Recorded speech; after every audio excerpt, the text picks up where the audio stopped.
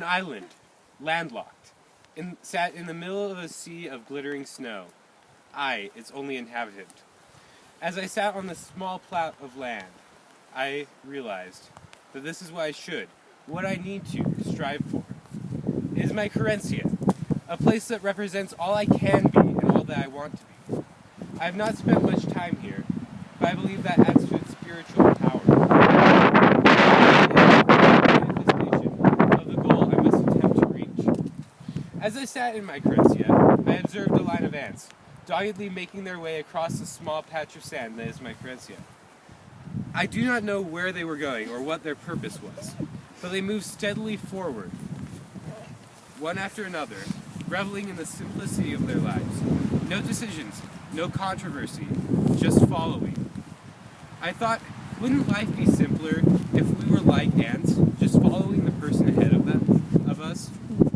Much like my revelation about the ants is when Annie Dillard says, I might learn something of mindlessness, something of the purity of living, in the physical sense, and the dignity of living without bias or motive. In reference to the weasels, while giving into followership and unrestrained instinctual action is not an advisable path in most circumstances, at least in this society where we value logic and restraint, it does hold a certain allure of not being responsible or making decisions. After contemplating the stream of ants, I turned my attention to the river, the aqua serpent perpetually flowing down. This archaic being has flowed without pause for an amount of time that is probably not even possible to fully comprehend, slowly carving a path for itself to tread upon. This river's infinite persistence is, while far less violent, much like that of the weasel in Living Like Weasels. Dillard says, once a man shot an eagle out of the sky. He examined the eagle and found the dry skull of a weasel fixed by the jaws to his throat. This weasel, bound even in death to his intrinsic tenacity, is a perfect example of persistence, an unquestionably admirable characteristic. The ants carried with them small articles such as twigs and leaves with which to improve their hill, or so I assume. The thought that even life forms as simple as ants would attempt to improve their quality of life flabbergasted me.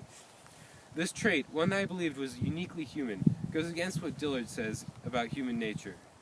That we live in choice, hating necessity, and dying at the last ignobly in its talons. I believe that this is quite a misconception, mainly because choice is a human necessity. If choice is taken away, humans will resist. If it is given, they will not know what to do with it, and that is human nature. In conclusion, mindless followership will take away the stress of choice, but remove individuality.